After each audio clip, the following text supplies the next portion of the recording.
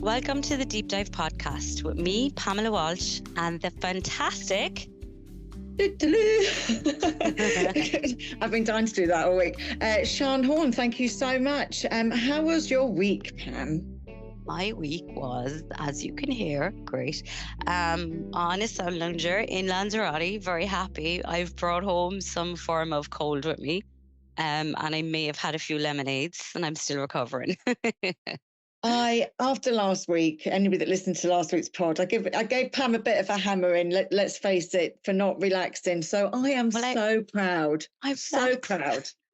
I'm like a proud mother. Actually, I've never had such a prouder moment. I think I WhatsApped you, I think it was Monday, and you texted and went, I'm so hungover. And I was like, yes, yes. She's hungover. She's having the crack, and I love it. Childless for 4 days. I did struggle because it was the longest I've ever been away from her. And now she's home with her, like my husband, so it's fine. But like there was that night because when you're hungover and you're like emotional, and I was just chatting to her on the phone and she was telling me all about her day, and I was just leaking out of my eyes. She didn't know I was crying, and I was like, "Okay, so let me talk to Dad." Aww. But it was good. I needed that break from her. She, not from her, but from just my life, She ran in at like 6:10 this morning. She was like, I'm so glad you're home, Mommy. It was lovely to see her.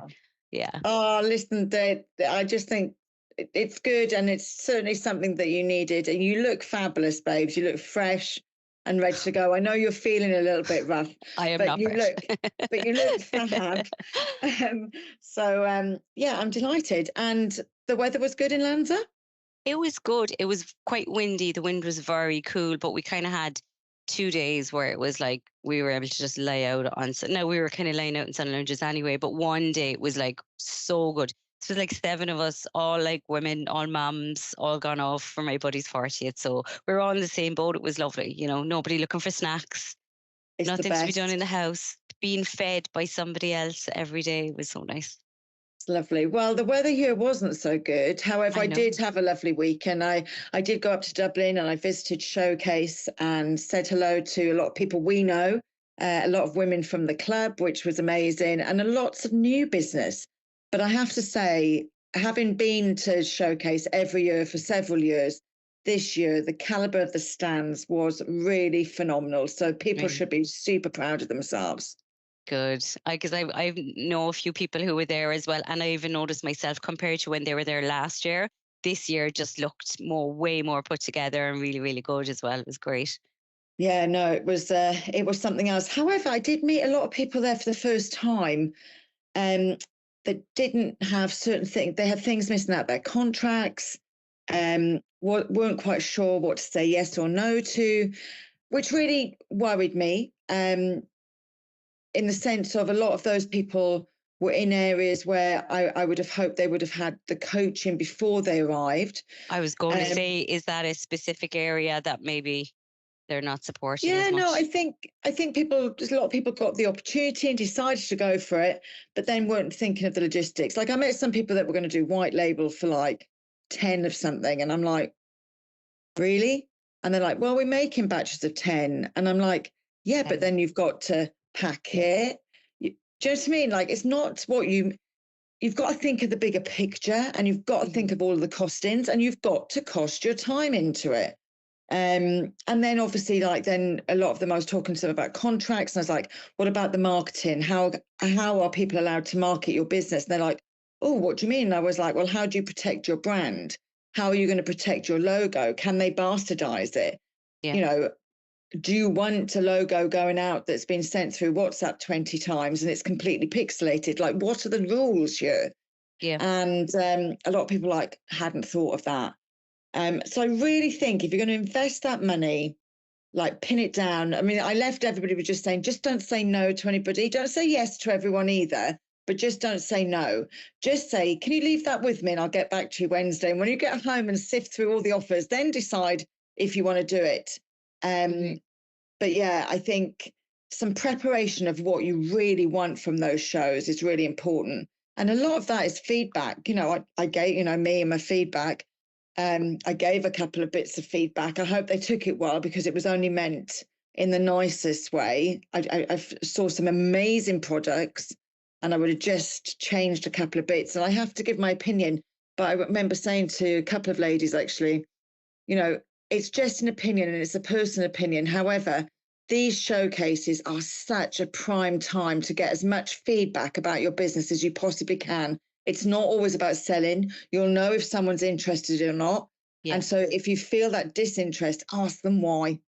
Yeah. Where, you know, this is a new business. We are fledgling. We are under 3 years old. We are under 5 years old. Do you think there's something that we could improve on? Yeah. Yeah. This, Yeah. this, and this. I think what do we need to do to get to you? You know, that's it. Like 100%, 100%. But I thoroughly enjoyed it, and I have to say, like, unbelievable products. We're an amazing nation, which reminds me, I must get my Irish passport. yeah, we are. I'm like, yeah, we are, aren't we? We're so creative. Back off, Shan. Yeah. One girl said to me, "You don't sound Welsh." I said, "Well, I can sound Welsh. All my sisters speak like that, see?" And I said, "I only do," and she goes, "Can you do a Cork accent?" I was like, "I actually can't." I said, "I can only do Welsh or EastEnders, one or the other." Yeah, because you get the more English twang off your accent now, I think, because it's like that middle of the road one now. Yes, no, absolutely. But it's a nice accent. You know, I'm very posh. I grew up in Richmond, for goodness sake. But yeah, no, I put the Welsh on when needed as well. But no, just to go back on what you were saying, I've definitely found myself contracts and the legal side of things are always very, very loose. And like a contract is most likely borrowed from somebody else. Oh, I was using this, so let's you use this. Like it's not that expensive to get a contract reviewed by a solicitor that would just throw an extra few clauses in. And it's something, definitely if you're going into wholesale or if you're like branching out in different ways, think about it. Think about what I need to do to legally protect myself. Every Yeah. company needs a law firm that they can refer to every so often if they have queries. Definitely 100%. And white label, margin, you know, and scale Huge. is where you need to be at scale because that's basically wholesale again because you need your margin and they need their margin and you know you're kind of you're diluting the margin every time you're going through levels like that. And I find so much, especially with the makers, they don't put in labor costs. And even if you're not making and you're just kind of buying in and fulfilling, that fulfillment side of it and packaging, all that is time and labor that all needs to be built into the cost as well of products. 100%. The amount of people that don't build that in. And I think with contract as well is always like people always write contracts, especially when they're writing their own, to opt somebody in. You need always to cover your opt out too. Yeah. You know, if any of these things don't happen, this is what happens when we sever our agreement. You know, do you take all your stock back? Are they left with the stock? All those little bits need to be in there. If they're left with the stock and you've parted company, do you want that to happen? Well, how are they going to display your stock if you're no longer working together? You need to think all these things through. And so, yeah. And there's a really good website as well. It's like lawdepot.ie.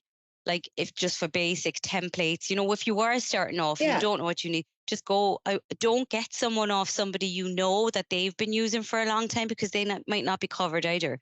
Go to some like an online template company, something like that. That's a legal side of it, and then you can eventually bring that to a legal person when you're getting, you know, you need to branch out and get different types of contracts for different people.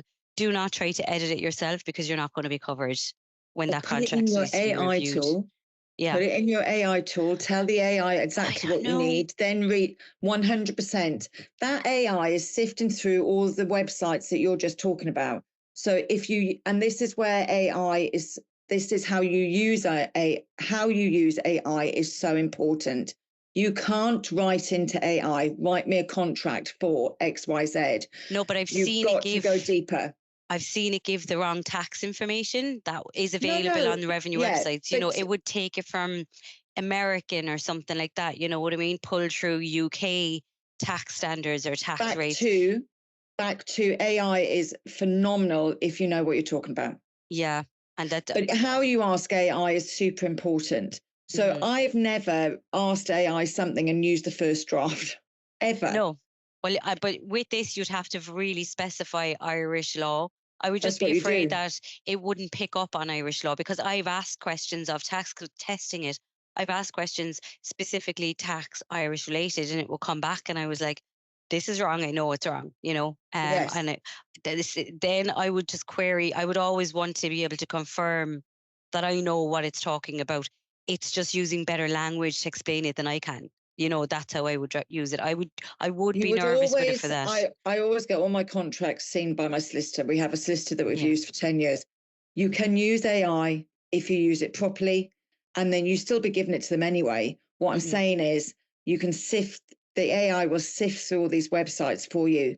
But we might even do something on just this, because how you ask AI to do things is the most important thing. Yeah. So sometimes, I'm just going to make this really simple. So I might say, can you write me an introduction to a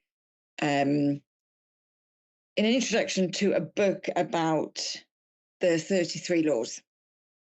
And then when it gives it to me, I'll be like, okay, can you write this in the style of? Yeah, I do that Can too. you explain this to a 4-year-old in the style? Do you know what I mean? And you keep asking and keep asking and keep. So it's like peeling an onion. You're going deeper and deeper and deeper. I think it takes at least 4, 5, 6 times to get actually a structure that you want. It does. Then obviously, you have to proof it, and you have to make sure the information is right. We actually did a test on this with a company, a physiology, anatomy company, actually, and we asked for 44 explanations to this one move. And 2 were wrong out of the 44, which was pretty amazing. But it took us 12 different ways of asking the question. Yeah, because I've seen as well, and I think it's really good. Like I would do the exact same in the style of, and then I don't like these phrases, use something else kind of thing, and keep editing. But also, if you say, "Can you ask me 10 questions so that you can gauge my writing style?" And then it Yes. will ask you a question and you will answer it. And then can kind of read you from there. And then I start saying, "Okay, now I want you to do this," and then "That's not right. Ask me another question to gauge what they're getting wrong." And ask the AI to ask you questions that you're not realizing you should be asking, because it knows. I It love knows what putting it's in, missing. when I'm working with the business, I always just throw in, can you give me a personality overview on the customers of blah, blah, blah.com or .ie of the business? And it's amazing what comes back. And whether that actually links up then with the business's values and vision is always really interesting. I love it. I think it's such a great tool to play with. But I think it's still at that point, it's fabulous if you know the information. Yeah, I like it for brainstorming, just to open up my own mind a little bit, but I'll be coming up with the first concepts, and then it's like, based on this, give me other ideas. Give me other styles. How else would you say this? Give me other phrases, and then I'm like, it's very Americanized sometimes. Like I think it comes back with kind of very American advertising, which doesn't really work well over Do you here. not always put in Ireland? I do, Yeah, you do. yeah. And it's like, oh my Yeah, God. I'm like, that's not me. Nobody talks like that. yeah. But it's great to have a conversation with, especially as solopreneurs. It's lovely to have that banter. It beats the mirror some days. Do you know what I mean? Oh, I'm like, I'm a psycho, because I keep saying, I'm like, "Hi, ChatGPT," because I'm convinced it's going to take over the world. And I'm like, maybe it will remember that I say thank you. I'm Okay. always like, "Thank you." I genuinely end it all. I'm like, "Thank you." Please don't kill me in 10 years' time. Oh God, did you watch the film with Julia Roberts about like AI in the end of the and It's all so those going to happen. Like, Teslas? It's yeah. the Teslas. And actually last week I was invited out by Polestar, all electric cars. Unbelievable. But I was driving, we were like in a convoy driving to Kildare from Dublin, all these like gorgeous Polestar cars. And it just reminded me of that film. And I had 2 other girls in the car with me. And I was like, has anybody seen that film? They were like, yeah. And they went, oh my God, the Teslas. And I went, yeah. I said, it just reminded me, because we were all sort of like just following each other. Oh my God, amazing cars. Pamela, when I grow up, I want a Polestar. Oh, I'm not into cars. I have a Golf. I love my Golf. I'll be in my Golf forever, I'd say. I saw something online right during the week, and I'm not going to say the name of the company because I think I know the name, but I'm not sure, so I don't want to like blame them for it. But this guy got into, the chat bot on a website, and the chat bot is just answering standard FAQs or whatever. And he was able to get the chatbot to start giving really bad reviews about the company on its own website. It's No way. like give me like he got into a really deep, detailed conversation with them, and there's like screenshots of the whole thing. Now, obviously, it's on the internet, so whether it's true or not, but like it's after blowing up now on TikTok, and I was getting up the conversation. It's like explain to me why company ABC is like the worst logistics company in the world, and you should never use them, and why their competitor XYZ is better. And the chatbot on that company's website goes into detail about like why you shouldn't use them and what they do badly. Good God. Actually, talking about not using something, I was just looking, I just caught myself there. I tried to leave that box, where you can see yourself covered. Actually, if you didn't know you can do that, guys, it's a really handy tool, especially on a Zoom or something. I just saw that like all the light was coming down. So I quickly just changed my lighting. And now this light is reflecting off my glasses. Lighting's so important, isn't it? She says, although I'm not sure I wanted to light myself up today. I'm feeling not the best. Better than me. Don't worry about it. Well, like read out this law. Yes, let's go. So we are now past the self pillar, and we're moving for the first time into the story pillar. So this is where, like, I suppose we've always brought in little business elements here and there throughout it, but it was all about your foundations and yourself and business. We are now going more into like businessy business. So we'll start seeing a difference from now on. So this pillar is called story. So the next few laws will all be about your story, your messaging, like, the image of the company, all of that stuff. So this is all Shan's bread and butter. I'm going to read out the law if anybody can understand me. So the law is called, my spreadsheet, yeah, I got this name of it. Useless absurdity will define you more than useful practicalities. You'll be known for the most absurd things you do. Those absurd things will do the job of saying everything about you, and you won't have to say anything at all. Absurdity is more effective and more fun, but it's not for the faint-hearted. It's for the risk taker, the idiot, and the genius. Normality is ignored and absurdity sells. Couldn't agree more. Yes and no. This is how he did it. Okay, just to give background into it. He was in business for just less than a year, and he got €300,000 investment from one of his clients. With that €300,000, in business for less than 1 year with 10 people on his team, he leased a 10-year lease on a 15,000 square foot property warehouse in Manchester. Now, all paid off in the end, but he had no desks for his 10 people, but he put in a games room with like arcade machines and all the, pinball, pool tables. He didn't have a stairs for the games room. To get out of the games room, he inserted a huge blue slide that they were known for into that warehouse that came down to a ball pit like you would have for kids. The slide alone cost 13 grand, and all of this came out of the investors' money. I think I know where you're going, and I think you're concentrating on where the money came from. Because I'm finance, so I'll freak out over that absolutely. Stuff. So what I say about this is when you listen to this rule on audio, it kind of puts you off, Stephen. You kind of go, I don't think it was intentional, the ball pit and the slide. No, I just think that wasn't strategy. I don't think that was strategy. I just think that it was him, ego. Yeah. And you can even hear it in him because he is very still, like he says, he's not so much now, but he's very still ego-led. You watch him on Dragon's Den, he's all ego. And so it wasn't a strategy. I think he was very lucky with the blue slide and the ball pit.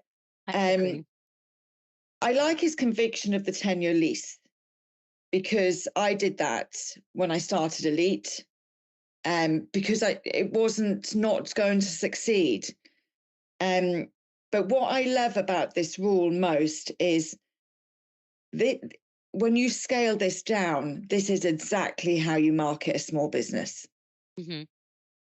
I always tell the story of someone coming to work for me about 8 years ago, and they said, what's the budget? And I said, there is no budget. If we want to get in the papers, we run naked down the street. And I use that all the time because running naked down the street for a small business is our blue slide. And I 100% agree with that. When you're bootstrapping, you have to be very innovative, and you have to stand out from the crowd and be known for unusual things. But I do think that is just, it's not okay if you get investment to spend it on. And I agree. It was not strategy. It was pure luck. And I understand what you're saying about like committing to a 10-year lease because you were committed. But that was a 15,000 square foot warehouse. You didn't commit to 15,000 square feet, did you? I committed to twice the space that we needed, because we needed one studio. I committed to two, but we're back to contracts actually. So the commitment of 10 years is my opt-in, but he didn't speak about it, and I've just not spoken about my opt-out clause. Sublease. No, we signed a lease with an opt-out necessity in it. Okay. So we knew that after X amount of years, they could pull the plug on us and we could pull the plug on them if needed. That's okay. But yeah, 10-year long commitment with no opt-out, I would highly recommend not doing that. But he hasn't said there's no opt-out. This is what I'm saying to you. It's like, it's back to, I can make 6 figures, but I don't know what the costs are. He's just talking about the opt-in side. Anybody smart, and I don't think for 1 second he didn't have that backup. But he's advertising it like this. So somebody reading this book is going, oh, well, if he did it, then that's what it takes, and I don't like that, because you're not getting all the finer detail. Like, don't advertise that, don't flaunt that, don't say that that's what you should be doing in business. I really disagree with his attitude toward an investor's money. That's not your money, that's an investor's money. Like, you need to take care of that and do good from it. I am the finance person. I would be his CFO, who would absolutely kick his ass if I found out that happened. And I do think he is lucky that it went well for him. Yeah, no, it was at the right time, but yeah, like I said, listen to it on audio actually, because he just sounds so smug. I was like, oh my God, like he's actually annoying me. We bought tickets this week to go and see him live because we have to go. He annoyed me a little bit listening to it. However, the philosophy of it, the idea that normality is ignored, I really do agree. I get in trouble a lot of the time for the maverick way that I do things. I use words that when people don't understand them properly, they can annoy them. I use the word disruption a lot, because disruption, we've spoken about this before, disruption is to get people to look at things in a different way. It doesn't mean to throw a mess into the arena. And that get naked thing I've used my whole life, because I've run small businesses my whole life. And like, did you get naked and run down the street? Like, is there recording? Oh, yeah. No, but I do, I'll do stuff like that. Like, look, we talk about, when we get sponsorship, driving around Cork for 8 months in a bright Barbie pink car got a lot of people's attention. Do you know what I mean? When I do talks off the cuff a lot. That's what people pay me for, because you never quite know what might come out of my mouth. It's my thought process. So those are your get nakeds. It's like, what can we do that's free, that's going to grab people's attention, and it's not potentially going to cost us too much money? I love, actually, because there's a few people, and I 100% agree with, like, just challenging the status quo, not maintaining it, because you're just, like what I was saying last week, like, it's just copy and paste, everybody the same, you have to stand out. There's a couple of companies that, like, I love, and now I flew with them last night, and they're crap. Flights are crap. You're going to say Ryanair? I love their marketing, though. I've got them written there. Leaned into the low cost. What do you expect? You're paying nothing. Just get over it. Like, my flight last night was fully booked. There was luggage had to be pulled out of the overhead lockers because there wasn't enough space. They overbooked the baggage on the flight. So everything had to be like pulled off. My bag was about 7-8 seats back. I was like trying to fight to get it off. 2 toilets were closed. So we flew home from Lanzarote for our flight with just 2 toilets for a fully booked plane. And you're sat there going, Can't complain really. Didn't really pay too much for the flight, like, and they lean into it. They're, I love their marketing. It's so bold, it's so saucy, and it always catches me. But they own it. Like Yeah. they are hilarious. I absolutely love them too. And that space above the head locker is probably people like me that have these amazing rucksacks that are small enough to go on, carry on, but when you put them in the overhead, they look like a case, so I don't have to put it under the seat. So I am that bastard that did that to you. But with like Ryanair, I love their TikTok. I love their Instagram. They just own it. And it's that leaning in. They know what they are. They're not trying to be anything else. And they've just owned it. Like, I think it's really good. The other one that I've seen recently, which I thought was just amazing, like you could not pay for marketing like it. And I don't get them. I totally don't understand it. But the Stanley Cups. Oh my God. Like I just think this is genius because obviously the guy that took over, that was for workmen, the Stanley Cups. Yeah. And that's who they sold to. And they sold a pittance of amounts, but it was people on site. That's where it all stems from, was to keep them so that they understood how much they needed to, fluid they needed to get into their body whilst they were on site for 10, 12 hours a day. And now, like, it's phenomenal. I think they look stupid though. They're so big. They're just like buckets. Do you ever see the memes? It's like a wheelie bin with like a pipe hanging out of it that people are carrying around behind them, just taking the piss. But one thing that blew up on TikTok for them recently, and it gave them such good marketing, was there was a car in America that caught fire. So the lady's car caught on fire. And when the fire brigade came and out of the fire, they went in, the Stanley Cup still had ice inside it in the car. And she posted on TikTok going, oh my God, my Stanley Cup. The entire car was burnt down. The outside of the Stanley Cup was burnt down, but the ice was still, the water was still ice cold and the ice was rock solid in the cup. And it was basically, look how good they are. And Stanley Cup obviously got wind of it. Her TikTok blew up because of what happened. And they bought her a new car to replace the car that burnt down. And then they leveraged on that story to say, look how good our cups are. You can literally set them on fire and they will still hold your ice cold. It was brilliant marketing. So I don't even know what a Stanley Cup is. I just know people take them to the gym. So it's got ice in it. I think it's like a flask with a big stupid straw in it. But I saw one in real life there about a week ago and I was like, how are you carrying that around with you all day? They're huge, like. Yeah, it is a bit strange, but anyway, if you've never seen the Dollar Shave Club ads, it's an American one. He's like, again, really comedic. They're amazing. And actually, I think Jen Bryan actually introduced me to that about 4 years ago. We did a marketing course the first year of COVID, and she was talking about them. But yeah, I think the brands that do it well, it is those brands that pick up very quickly or own it. Like Ryanair's complete ownership of, you get exactly what you pay for. This is no frills.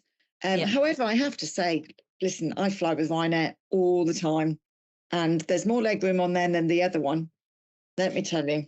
If I have an option, I go with Aer Lingus. I wouldn't not go somewhere or book a flight because it's Ryanair, but Aer Lingus, it is a little bit like when we left, it was like 6 o'clock in the morning and we didn't have to like stand out in the tarmac and piss and rain for 20 minutes. You know what I mean? It's just things like that are nicer. A longer flight. But I'd never not fly. I'd rather travel than not travel. You've got to check your bags in. You've got to check your bags in. I know. So I annoying. didn't like that. Yeah, I don't like waiting so annoying. for them. But I do want to call it one person because they're an Irish company and they're a small company as well. They're like still in that startup phase that I love. I saw something they did recently. They launched a new product and I just loved. It was it wasn't that big, like innovative. It is innovative, but it was very storytelling, marketing. And I could see all the comments on it. Everyone just loved it. And you just kind of wanted to go buy one because it was lovely. The Smooth Company. Have you seen she's brought out the Dapper? Is it the Dapper brush? Yeah. She advertised. She brings her little granddad everywhere with her, and he's so cute. And he's always like the warehouse helping her pack, and he's like her biggest supporter. But she was always using the little smooth stick on his little comb over, and she's after bringing out a Dapper brush for the old lads. But she built it up into this whole story. She launched the product. He knew nothing about it, and it was like a whole unveiling to him. And I was actually like leaking out my eyes watching it. It was so cute. But it's, I just thought it was lovely. It's amazing marketing because everybody just loves the granddad because he's part of the story. And that's really good storytelling marketing, I think. Yeah. And sometimes people think they can't utilize this kind of storytelling marketing and can't make things fun. And so I actually want to shout out AML Property in Cork because she is an estate agent. She's brilliant. Her social is comedic at times, but tells the story and is super informative about the service that she provides. But I'm hooked, I'm in. And it is her story of, it is the behind the scenes, but it also is really informative. And they have a great podcast as well, actually. And I can't remember what it's called. I must ask her. Oh, the Property Pod. So she got together, again, great way to get your business out there, a free way to get your business out there, or at low cost. And she got together with 2 other people that feed into her business. So she's property. I think she's got a solicitor and somebody else. And they talk about the pitfalls and the things that are happening in the property market. I love her. She is superb. Yeah, no, that's really, I love her stuff because it's just it's usually boring. Oh, a house, flick, but the way she puts things together, it Very catches you. clever. It really catches you. Yeah. Absolutely. Amazing. Anything to add on this little? So get naked, people, is what I'm saying. Get naked. Think outside the box. Get naked. I do think it's just take Stephen's stuff with a pinch of salt because his attitude towards that is very easy when you've deep pockets or you're funded. And even at that, I think it's very irresponsible if you're funded because it's somebody else's money. But I like when you're bootstrapping, you have to really think outside the box. Just like step back from it massively, do something different, experiment. And I'm going to say, take everything that he said, but just scale it down. So, if you are going to, I don't know, if you're opening a coffee shop, think about how you can get the free app. Everything is Instagrammable these days. I'm going to Amsterdam next week. The first place I'm going is the Upside Down Museum, because then that's my content done. Thanks. Tick the box. Lovely. Move on. But yeah, so always think of that. How can I make this so that people will want to share it too? Because like he says about this blue slide, every time PR or they were getting interviewed or anything, it was always in that ball pit. Mm-hmm. So do you have a place in your business or what you do as a service that can be that ball pit? Yeah, and that's what I'd be for. Absolutely. And that's what I'd be thinking of. It's a great beginning to this chapter. I can't wait till next week now. Other things, if you are signing a 10-year lease, make sure you have an opt-out clause. Any long-term lease or contract commitments, make sure there's an opt-out clause, and make sure if you are getting ChatGPT or like an online law depot or something like that to do contract templates, get a solicitor to review it. Because actually when we were discussing it a while ago, I was thinking it's much cheaper for a solicitor to review a contract than to draft one from scratch. They can just add or amend clauses. Yeah, so do it that 100%. But, yeah, absolutely do it that way. And sometimes just fucking do it. Oh, excuse me. Just do it. Just do it. I don't want anybody either listening going, oh, well, I can't do that yet because I haven't got this done and that done and this done and that. Sometimes you just got to do it. Do it. Ask for forgiveness, not for permission. Just get it done. Get off your backside and do it. I feel like that's a lovely place to wrap up. Just get off your backside and do it. Challenge 100%. This week. Let us know, because I love knowing of like innovative ways or different ways you've, with a really tight budget or no budget, which is often the case, you've got around things and you've marketed and you've found ways to just be different and separate yourself from the pack, because that's what we all need to be doing. Absolutely. And if you need some ideas, then send us your business through either and we'll come up with some. But I think that's a great challenge. But look, thank you. I have to say thanks for the feedback. I was up at Showcase and lots of people were giving me some lovely feedback and we've had some lovely DMs. Keep them coming. Please like and share. Tell other people about it if you're enjoying it. And ask us the questions. That's what we're here for. Yeah. Yep. Thanks, babe. See you next week. The music used for the opening and closing of this podcast is titled Pleasant Porridge by Kevin MacLeod. incompetetech.com. Licensed under Creative Commons by Attribution 4.0. www.creativecommons.org/licenses/by/4.0.